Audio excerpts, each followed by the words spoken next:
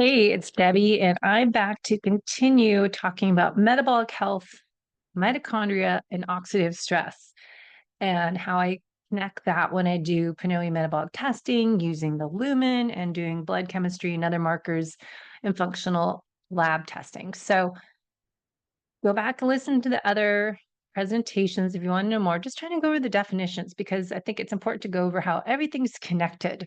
Mitochondria health, working at a cellular level, what impacts it that is going to impact your aging process. Even if you are an athlete, it's often that we're on the other side of that bell curve of the positive amounts of exercise, or the positive effects of exercise are just like the top of the bell curve. And often us endurance athletes that are competing in endurance events, or you're just training a lot, we're over on the right side of the bell curve, not the left side. So we want to address how to recover and repair from exercise, looking at gut health, leaky gut, inflammation, oxidative stress, and what we can do about it. So diving into this topic a little more, again, testing and not guessing, looking at metabolic health markers, I think are really helpful. If you can find someone near you or come to Solana Beach, Del Mar area, North San Diego, and see me once every 3 months and get a test and figure out where you are. So we have baseline data, put this together with your blood chemistry markers as I can order on Alta Labs or DHA Labs or Rupa Health, and we can get those markers we want to look at as full thyroid panel, your T3 and T4 thyroid hormones. We want to look at your CRP levels for inflammation, triglycerides, looking at your vitamin D and insulin, A1C, all that stuff. So really important to look at it all together. So we're looking at metabolism, testing it, VO2 max, figuring out your zones, but also measuring your breath, your lungs, heart, and cells, and how well you can do when you are at rest and during exercise to burn fat as fuel, and where you shift to burning carbohydrates more so. So we talked before about the RER. So the RER at rest is also what you can do with the Lumen device. And I just got mine yesterday. And then the exercise tests, we do a full report from Pinoy measuring the aerobic health, cardiovascular fitness, respiratory capability and capacity, expiratory power. So there's a page on each of these reports as well as the resting. But let's skip along to mitochondria again. Just key terms we hear: mitochondria capacity and mitochondria density, and efficiency, biogenesis, mitophagy. So capacity is the ability of the mitochondria to produce ATP. So how much energy are we making? The more mitochondria we have, we are going to create more energy. We have the capacity to produce more energy. Mitochondria density, dense, how many mitochondria can you fit in a cell? Activity of enzyme involved in electron transport chain is that the enzyme activity. Mitochondrial biogenesis means the process by which new mitochondria are formed in the cell. So biogenesis, new mitochondria cells. The other term, mitochondria efficiency, is how efficiently the mitochondria convert substrates into ATP, so fat, carbs, and protein. So we've got the function, as we hear, they're the powerhouses of the cell. Primary role of your mitochondria are energy production, metabolic regulation, apoptosis, programmed cell death, calcium homeostasis, maintaining cellular calcium levels, and big word we're going to talk about today, ROS, reactive oxygen species, generating and detoxifying reactive oxygen species, which are the byproducts of cellular metabolism. So connect that mitochondria health with oxidative stress. So we're going to talk about how we can work on creating new mitochondria with exercise and increasing the mitochondria production, enhance mitochondrial DNA replication, enhanced oxidative capacity, and improved electron transport chain function. So we want to talk about enhanced antioxidant defense when we're talking about oxidative stress that's increased through exercise. We want to go into how mitochondria, mitophagy, getting rid of the dead cells, can be improved with exercise. So I dove into this because I think there's so much talk over the years on fasting. And what if you are exercising? Does exercise give you the same or similar benefits of mitophagy and mitochondria biogenesis that fasting does? So do we need to do extended fasting or the right type of exercise? Exercise promotes the process of mitophagy, and that will get dysfunctional mitochondria out of the body.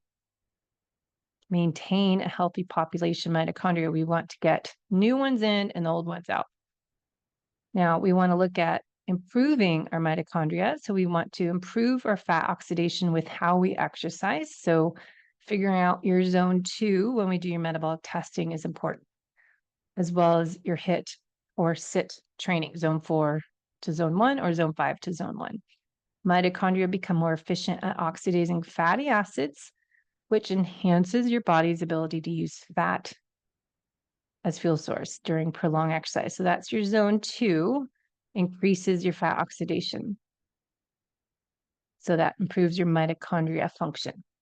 Now, exercise improves mitochondria function. That also enhances your sensitivity of the cells to insulin, helping in better glucose uptake and utilization. So important part of insulin sensitivity, energy production, all this. So do we need to do extended fasting, or do we just need to get in a regular exercise program, or combine it? Do a fasted day on your rest day. That's maybe 16 hours. So other benefits of exercise, helping us with aging, delayed aging, enhancing mitochondria function through exercise, delayed onset age-related mitochondria decline, reduced risk of cardiovascular diseases, neurodegenerative disorders, type 2 diabetes. Exercise with improving mitochondrial health through exercise can lower the risk for chronic diseases, and increased mitochondria density, so getting more mitochondria in each cell and improving the function of this mitochondria can lead to better muscle endurance, overall physical performance. So training methods, exercise, you're training mitochondria health. How does that happen? You can get into the science. PG1C alpha you hear about, PGC1 alpha, AMPK activation is activated through exercise as well as fasting. So again, do you need fasting to improve mitochondria if you are exercising? Sirtuin activation, exercise activates sirtuin, and that enhances PGC1 alpha activity, and that promotes mitochondria biogenesis. So we've got that exercise induces the expression of PG1C alpha. That in turn activates downstream targets involved in the mitochondria biogenesis. So a little more detailed, if you want the summary, PG1C alpha through exercise is increased expression, activates the genes for mitochondrial biogenesis, so new ones, and that in return increases mitochondria number and function. Now, exercise increases the AMPK pathway, promotes mitochondrial biogenesis of fatty acid oxidation, and improves energy efficiency. So that's your zone 2, zone 1 training. And then you have sirtuin activation through exercise is increased, enhances PGC1 alpha, further promotion mitochondria biogenesis and function. So together, these enhance mitochondria health, mitochondria function, and result help create more energy, so better energy metabolism, improved endurance, and overall physical performance. So regular exercise, not excessive, again, the bell curve of exercise benefits, benefits of mitochondrial efficiency and cellular health. So you can go into that a little bit more. PGC1 alpha, AMPK, sirtuin. So interesting, right? So we don't have to do 24, 72-hour fasts, I think. I learned this from Rob Wolf and led me down the rabbit hole. I'm like, all right, he's right. We don't have to do all that fasting. But when is it appropriate to do a little bit less exercise because you're increasing that reactive oxygen species? So what is oxidative stress we've been going into? The imbalance between production of free radicals, ROS, means reactive oxygen species, and the body's ability to counteract or detoxify their harmful effects through antioxidants. Free radicals are highly reactive molecules with unpaired electrons that damage cells, proteins, DNA. Antioxidants are substances that can donate electron to neutralize free radicals without becoming destabilized themselves. So antioxidants donate one electron to neutralize. So that's the importance of antioxidants. Now, a good article came out yesterday from Levels Health about oxidative stress and heart health. So you can find the article, and also about oxidative stress and insulin. And then inflammation, really interesting how it's all connected. So you can read that article. Also, an advanced glycation and products ages. So I put the picture of jam because that's what happens. Your cells get sticky when your A1C is higher. Your cells get a little more sticky, just as a jam, bottle of jam with the jar as a jam and your hands stick to it. That's kind of what happens to your cells. So read the article from Levels Health, all about that. If you want to read more, you can hold pause here and read. And then for athletes, what happens with oxidative stress? This is why I want to go into this, because we think we're fit and healthy because we're exercising regularly. But what if you're doing a lot of exercise that's producing more oxidative stress than you can get rid of and manage? So exercise, endurance exercise, increases oxygen consumption. That, in result, will elevate production of the reactive oxygen species.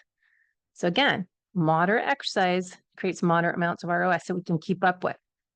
Gives you adaptations to improve muscle function, enhanced endurance capacity, but too much of anything is not beneficial, right? So excessive ROS can lead to oxidative damage if oxidative defense system is overwhelmed. So I always think of this as same with your liver detoxification system, the washing machine. What if you're out of town and you've got 4 loads of laundry, you only can take 1 load of laundry at once and wash, rinse, dry it. It only can keep up. But what if you have this backlog? Oxidative stress can impact the body system if there's too much, and the systems get overwhelmed, including your liver, because the liver is that 3-part and 4 detoxification process that can lead to liver congestion. So when we're looking at blood chemistry markers, we want to look at the health of the liver, GGT, ALT, AST, and other markers, and looking at your lipid profile. So even well-trained athletes can be healthy on the outside, but inside we have too much stress going on as oxidative stress. That excess oxidative stress can increase aging, but also as we age, so this is what I want to focus on in this YouTube channel, what happens as aging athletes. We've got still a lot of exercise and we're aging. So while we age, we have a natural decline in the efficiency of the body's antioxidant defense mechanism. So when you're exercising, you have even more reactive oxygen species produced. But as we get older, we have this natural decline in our body's ability to fend itself.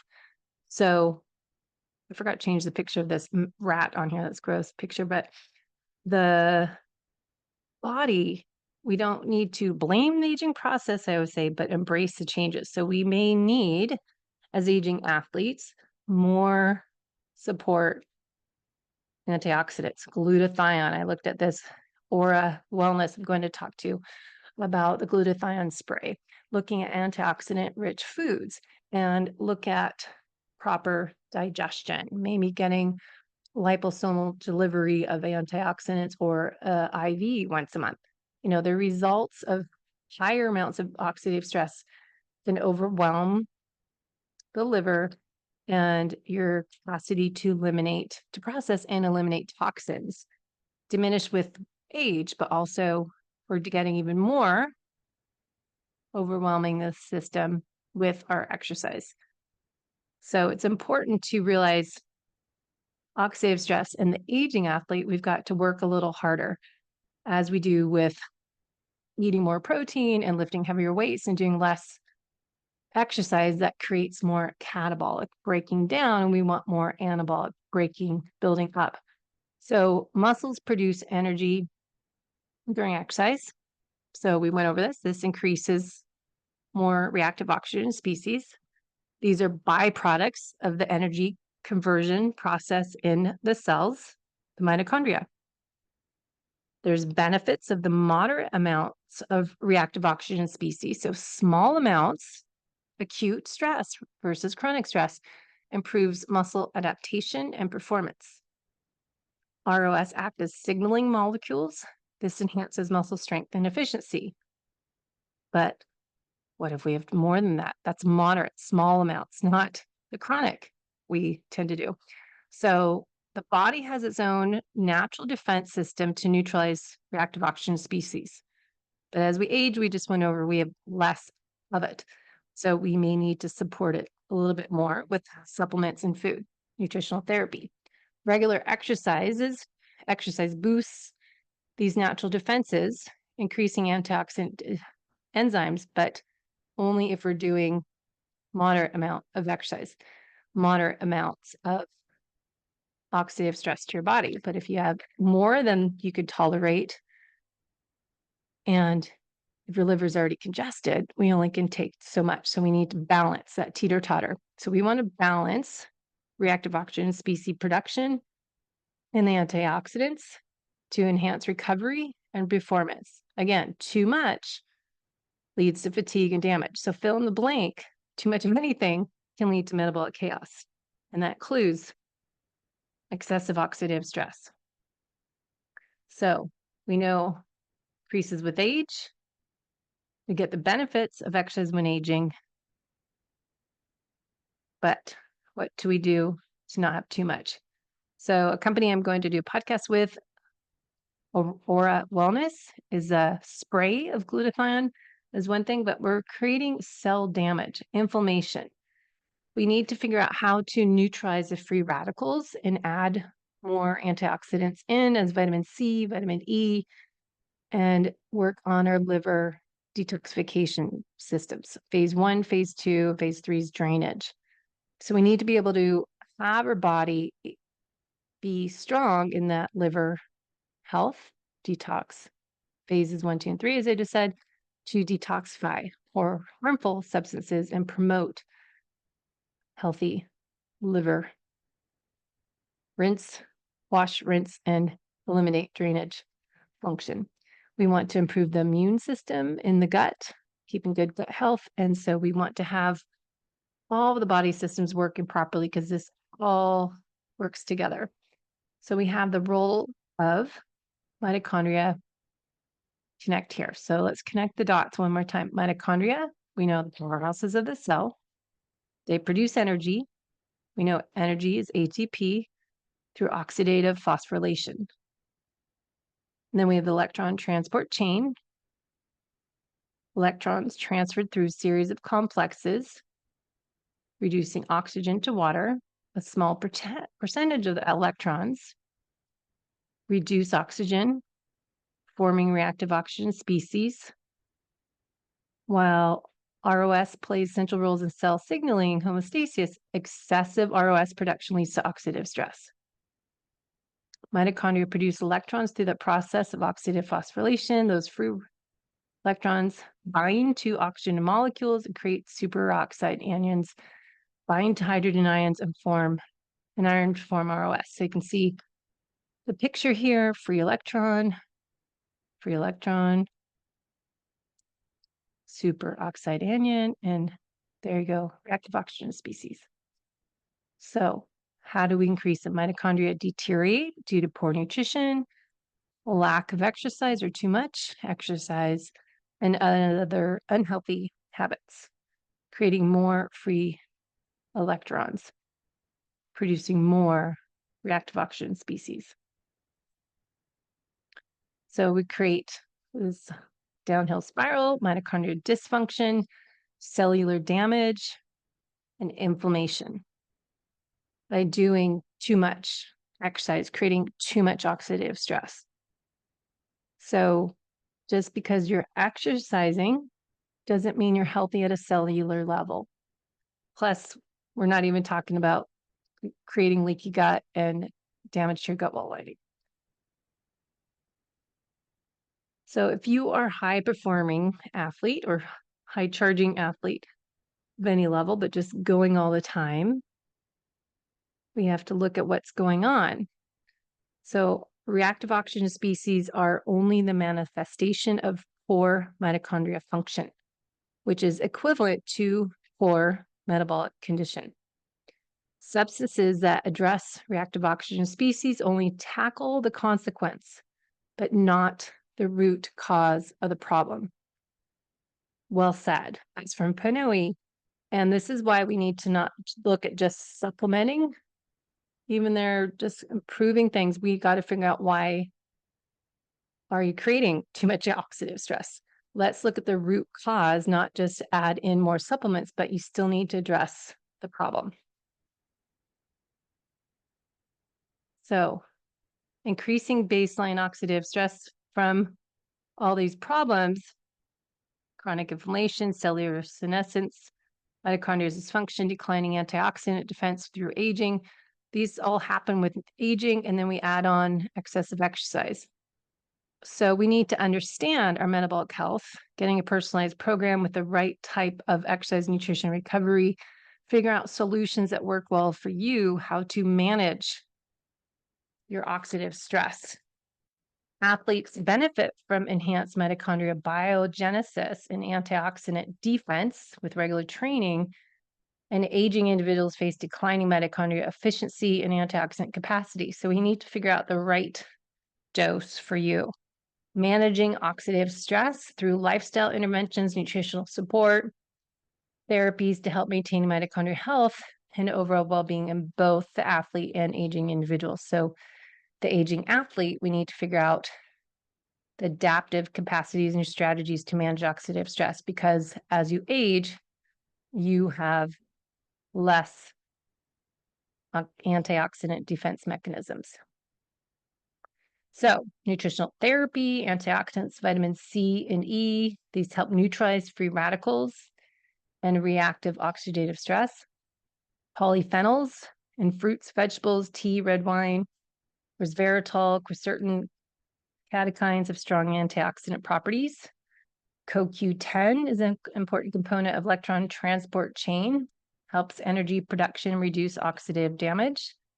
Alpha lipoic acid is an antioxidant that regenerates other antioxidants and components to improve mitochondrial function. NAC boosts glutathione levels, so precursor to glutathione, is a critical antioxidant for detoxification, liver detox system, and protecting mitochondria. Now we also have nutrients that help the mitochondria, as we need the B vitamins, methyl B complex. I'd rather the liquid than a capsule or pill, but looking at a folate, B12, B6 are often low in people. So essential for energy production, mitochondria function. Magnesium, different types, but you want to look at magnesium that's important for energy production in the mitochondria. And then we always talk about omega-3 fatty acids, fish oils, smashed fish diet. These have anti-inflammatory properties and also support mitochondrial health. So there's supplement stacks. You hear about MitoPure. They have options there. There's also PQQ in mitochondria supplement companies. NAD precursors can help boost glutathione through NAD+, boost NAD+ with NMN or NR, like True Niagen. There's adaptogens like rhodiola and ashwagandha, because stress impacts everything. And then advanced therapies, as I've been doing sauna, red light therapy, and mitochondria peptides was interesting. I think I can't read. SS31 peptide to target mitochondria, help reduce oxidative stress and improve mitochondrial function, something to look into. So what is the right amount of exercise? This is where we test and not guess. Put it with your functional lab test and figure out personalized program. We want a periodization. We want to make sure you get recovery. If we can look at your genetics, look at cross training, aerobic exercise versus resistance training versus sprint training and HIIT training, and then getting adequate stress management and sleep hygiene routine and getting really good quality sleep, not just getting 7 to 9 hours of sleep, but I want quality sleep and track that. So we want to test with figure out your zone 2, which is say your peak fat burning here to that metabolic crossover point over here. So this would be the zone 2 at these heart rates. We can figure out your 5 zones, your biological age versus chronological age, figure out what heart rate, what intensity where you are right now to create the most ATP for oxidative phosphorylation, getting more ATP mitochondria with that zone 2 training, getting more mitochondrial density through that zone 4, zone 5 training. So we want to look at how do we use fuel beta oxidation, and then there's glycolysis, oxidative phosphorylation, help using that fat fuel, carbohydrates, lactate, creatine phosphate.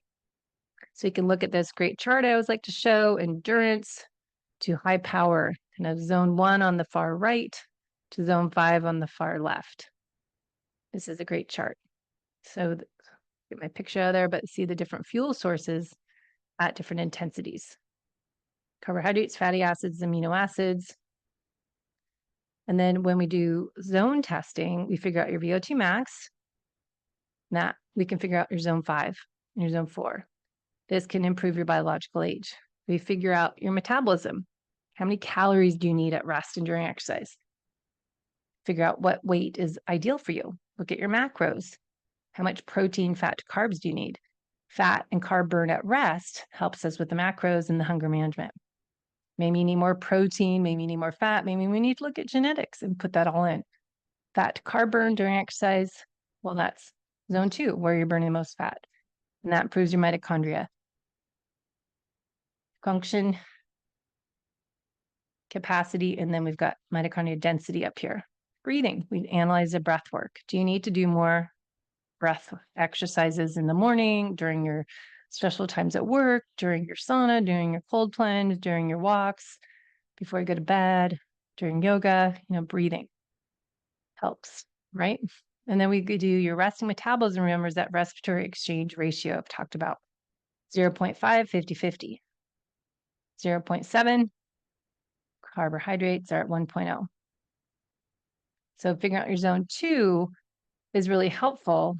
And you clean this slide up, but cardiovascular health, mitochondria health here, you're promoting mitochondria density and function to improve energy production and metabolic health. You're improving your endurance because this is where you're increasing fat metabolism so you can go longer. So that long sustained distance, you can train in zone 2. When should you do HIIT training? Well, that is going to depend on the person. That does improve insulin sensitivity, glucose metabolism, and power strength when you're doing more plyometrics at that zone 5, heavy weight training, cardiovascular efficiency, heart health, lots of benefits. So figure out your fueling, figure out your training program. Timing is really helpful with Pinoe and using lumen. Zone 2 for longevity, sprints, those are all great for aging. 1 to 2 sessions a week, 2 to 4 sessions in zone 2, and this depends on your testing. Holistic approach. And looking at, again, where do you need more work? Are you good at burning fat? Are you good at burning carbohydrates at different intensities? Or are you stuck in carb metabolism, not metabolically flexible, or other way around? Are you not able to go into carb metabolism to fuel that zone 4 or 5 workout? So we need to figure that out. because it's important to be in all different zones and have the fuel source available. So the demand for energy increases. The cells need to rely on more carbohydrates since they release energy faster. The cells rely on fat as a fuel source despite slower energy release process for as long as energy demands are low. So it depends on your intensity. So low intensity, zone 1 is probably zone 2. Figuring out your higher intensities, what is right for you. We need to individualize that. So training zones, figuring out your fuel, your macros, your nutrition, not guessing your heart rate training zones and retesting, figure out where your crossover point is. So that should change. There's 5 zones. We do more zone 1, your warm up, mitochondrial function, fat burning efficiency, zone 2. And then zone 3 is more your cardiovascular health. Zone 4 is going to improve VO2 max, and zone 5. You're improving your lactate metabolism, using that for fuel in zone 4, being able to clear the fatigue products faster than being produced, greater lactate shuttling capability. It's not creating that burn. It's more the lactate is going to give you fuel recycled back into fuel source that you can use. So zone 5 is improving VO2 max peak output for your power, and something you can do. I say 30 seconds or so. They say 60 to 120 seconds. I say top of zone 5 is like 10 to 30 seconds sprint training. Now, when should you add creatine? I think research shows for brain health and exercise performance, we should be doing it, especially women, every day, most days a week. And look at the benefits of mitochondria efficiency was interesting. I looked that up. And then here's your sprint chart we go over when you do testing with me. You can look at that because it's important to know how long are you in zone 1 before you go back up. 1-to-2 ratio, 1-to-1, 2-to-1. So it depends on your intensity. So remember, you can improve your mitochondrial function with exercise, aerobic exercise, sprint training, resistance training, increasing mitochondria biogenesis, and metabolic flexibility. Remember, you can improve mitophagy, getting rid of the dead cells, damaged, dysfunctional mitochondrial cells. Removing the damaged mitochondria prevents accumulation of dysfunctional mitochondria, leading to cellular damage and disease. We want to make sure we're getting that balance of creating new and getting rid of the old. Preventing apoptosis mitophagy helps prevent the initiation of programmed cell death by removing damaged mitochondria that trigger this process. So exercise, short durations versus long duration can help. And then looking at fueling and your IQ, look at Dr. Dan Plews. And then there's research, last bit. How does research show we can improve mitochondrial density? So high intensity aerobic exercise, 75 minutes per week, high intensity aerobic exercise, sprint interval training can lead to similar or greater improvements in mitochondrial density compared to traditional endurance training. So 3 sessions a week they did, high intensity cycling, 6 times 30 seconds all out, 4 minutes of rest. The result, increased mitochondria content, so mitochondria capacity, and oxidative capacity. Now, longer zone 2 workout improved mitochondria function and aerobic capacity in elderly subjects, 30 minutes of moderate intensity, so say zone 2, 5 days a week, improved mitochondria enzyme activity and overall cardiovascular health. HIIT training 2 to 3 times a week. A research study said 4 to 6, 30 seconds all out, 4 minutes recovery, mitochondria biogenesis and metabolic adaptations. That's a different study. Cavalli. This is Burgo Master. Another one, little and all I've heard about, the HIIT training, the 1 minute high intensity with 1 minute recovery 3 times a week, improved mitochondrial function and insulin sensitivity. This study was 10 times 1 minute cycling, 90-minute max heart rate. So good to add in a little bit each, right? So we know we should do once a week a zone 2, but test it so you know what your zone 2 is. Maybe add in a 6 times 30 seconds. So let's write this down. So 6 times 30 seconds, 4 minute rest. Okay.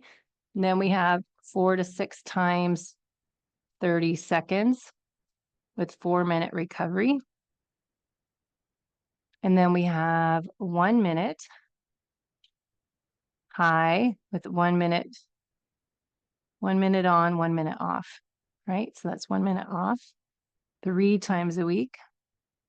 That's for mitochondrial function and insulin sensitivity. So that's 10 rounds. So you've got 1 round 6 times 30 seconds, 1 round 4 to 6 times 30 seconds, and then another option is 10 times 1 minute on with 1 minute recovery.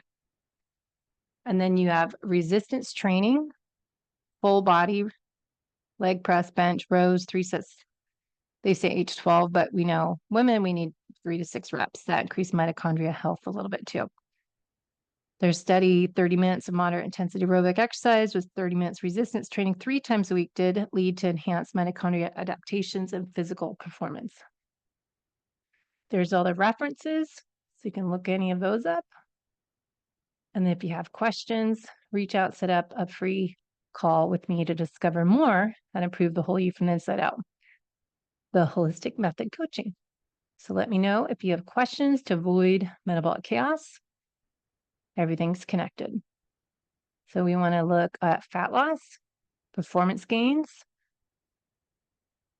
chronic stress impacts everything, and improve the aging process. What are the secrets? So summary, the holistic method, we want to personalize all this information. So let me know if you want to learn more. Thanks for listening. Another rabbit hole.